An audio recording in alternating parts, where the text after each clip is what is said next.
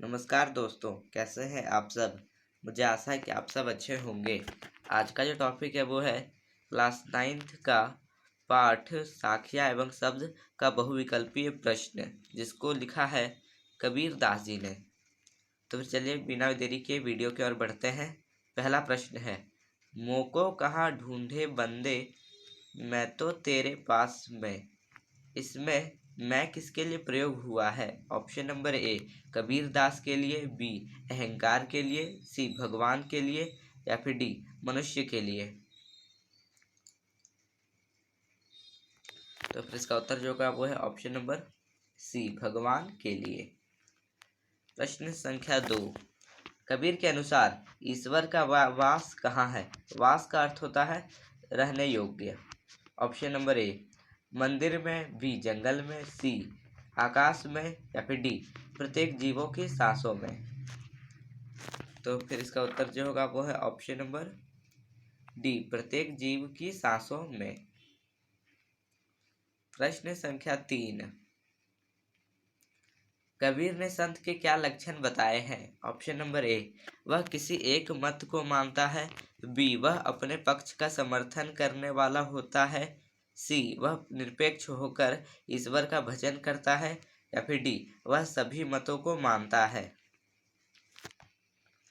तो फिर इसका उत्तर जो होगा वो है ऑप्शन नंबर सी वह निरपेक्ष होकर ईश्वर का भजन करता है।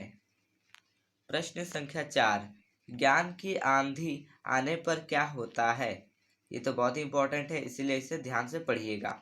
ऑप्शन नंबर ए मनुष्य को भ्रम दूर हो जाता है, बी माया मोह से छुटकारा मिल जाता है, सी मनुष्य की अज्ञानता समाप्त हो जाती है या फिर डी उपयुक्त सभी कथन सत्य हैं। तो फिर इसका उत्तर जो होगा वो है ऑप्शन नंबर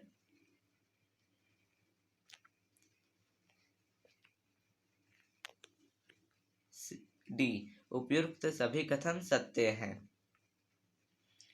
प्रश्न संख्या 5, मान सरोवर अनंत न जाहि, बीच में मतलब कुछ श्लोक है जो कि मैं नहीं पढ़ पाया, आप लोग देख के बता दीजिएगा।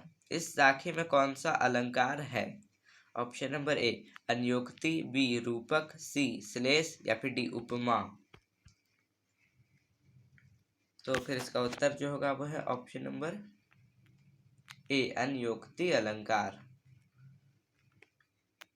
प्रश्न संख्या 6, मान सरोवर अनंत न जाहि, इस साखी में हंस और मान सरोवर किस किस के प्रतीक हैं? ऑप्शन नंबर ए हंस परमात्मा का और मान सरोवर मन का प्रतीक, बी हंस जीवात्मा का और मान सरोवर आनंद वृत्ति वाले मन का एवं शून्य विकार के अमंत क्रोध का प्रतीक है, सी हंस शून्य विकार का व मान सरोवर परमात्मा के प्रतीक हैं या फिर डी उपयुक्त सभी कथन सत्य हैं। तो फिर इसका उत्तर जो होगा वो है ऑप्शन नंबर बी हंस जीवात्मा का और मानसरोवर आनंद वृत्ति वाले मन का एवं शून्य विकार के अमृत कुंड का प्रतीक है। प्रश्न संख्या 7, कबीर दास जी ने ज्ञानी और संत किसे बताया है? ऑप्शन नंबर ए जो अपने धर्म संप्रदाय का ख्याल रखता है, बी जो सदा ईश्वर की भक्ति में लीन रहता है, सी जो सरल हृदय से निष्पक्ष होकर संप्रदायों से ऊपर उठकर प्रभु का ध्यान करता है या फिर डी जो कठोर साधना में लीन रहता है। तो फिर इसका उत्तर जो होगा वो है ऑप्शन नंबर सी जो सरल हृदय से निष्पक्ष होकर संप्रदायों से ऊपर उठकर प्रभु का ध्यान करता है। प्रभु का ध्यान करता है, प्रभु का अर्थ होता है भगवान।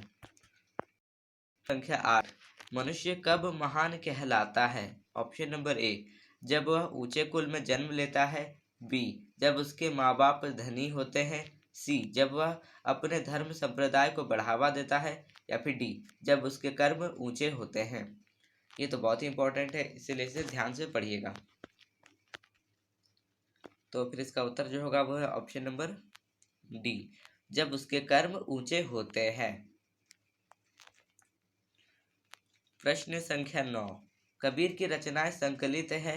ऑप्शन नंबर ए सुर सागर में, बी कबीर ग्रंथावली में, सी सुर सारावली में, या फिर डी उपयुक्त में से कोई नहीं। तो फिर इसका उत्तर जो होगा वो है ऑप्शन नंबर बी कबीर ग्रंथावली में, क्योंकि यहाँ पे कबीर तो लिखा हुआ ही है, तो इसलिए आप समझ जाएंगे, मुझे आशा है कि एग्जाम में। प्रश्न संख्या 10, कबीर दास की रचनाएं हमें मिलती है। ऑप्शन नंबर ए साखी के रूप में, बी शबद के रूप में, या फिर सी रमेनी के रूप में, या फिर डी सभी कथन सत्य हैं।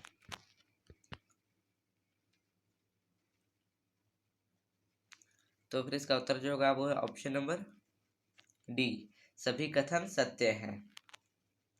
प्रश्न संख्या 11, कबीर दास ने किए, उसने क्या क्या काम किए हैं। ऑप्शन नंबर ए समाज सुधार के कार्य, बी आर्थिक सुधार के कार्य, सी धार्मिक कार्य, या फिर डी धार्मिक व आर्थिक दोनों। तो फिर इसका उत्तर जो होगा वो है ऑप्शन नंबर ए समाज सुधार के कार्य। प्रश्न संख्या 12, कबीर दास जी मतलब वो क्या थे, इस प्रश्न का मतलब है। ऑप्शन नंबर ए सगुण के उपासक थे, बी सगुण और निर्गुण दोनों के उपासक थे, सी नास्तिक थे, या फिर डी निर्गुण के उपासक थे।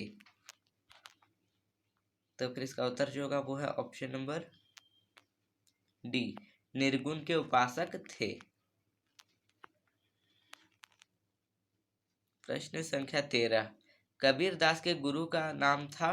Option number A Satyanand, B Ramanand, C Brahmanand, या फिर डी ईश्वरानंद। इसका उत्तर जो होगा वो है ऑप्शन नंबर बी रामानंद, जिसने मतलब भक्ति काल में मतलब बहुत बड़ा योगदान रहा है। प्रश्न संख्या 14, कबीर दास के माता पिता का नाम था। ऑप्शन नंबर ए शेरू व सीमा, सी हरियावर व हीरा, सी नीरू और नीमा, या फिर डी रामू और श्यामा। तो फिर इसका उत्तर जो होगा वो है ऑप्शन नंबर सी नीरू और नीमा। प्रश्न संख्या 15 जो कि बहुत ही इंपॉर्टेंट है, कबीर दास का जन्म कब और कहाँ हुआ।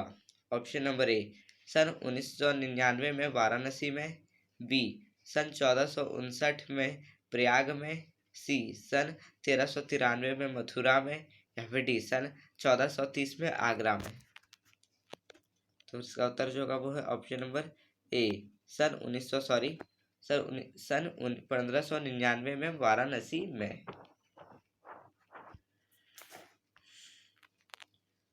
काव्यांश पर आधारित बहुविकल्पी प्रश्न, मौको कहाँ ढूंढे बंदे मैं तो तेरे पास में, नामे देवल नामे मस्जिद ना काये कैलाश में, ना तो कौने क्रिया कर्म में, नहीं योग बैराग में, खोजी हो तो तुरते मिली हो पल भर की तालाश में, की कबीर सुनो भाई सायो सब श्वासों की श्वास में।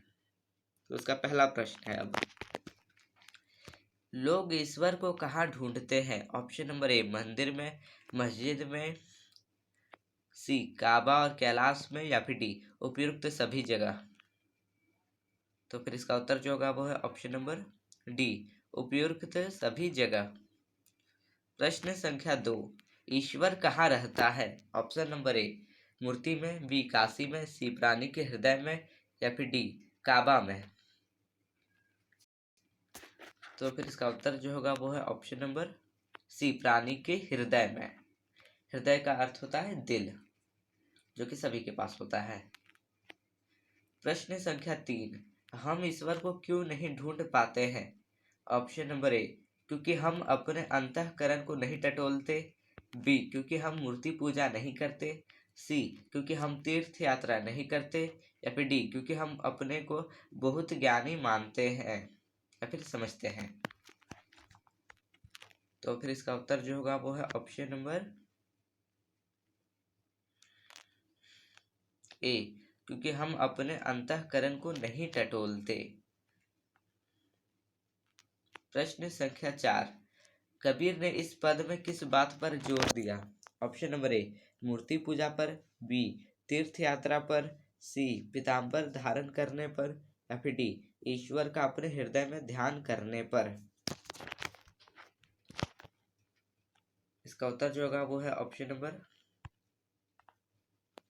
डी, ईश्वर को अपने हृदय में ध्यान करने पर। अब आखिरी प्रश्न है, इसलिए इसका उत्तर ध्यान से दीजिएगा। कबीर ने किन किन धारणाओं का खंडन किया?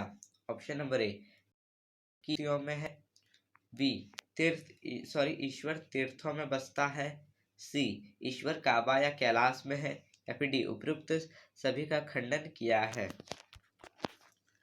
तो फिर इसका उत्तर जो होगा वो है ऑप्शन नंबर डी, उपयुक्त सभी का खंडन किया है।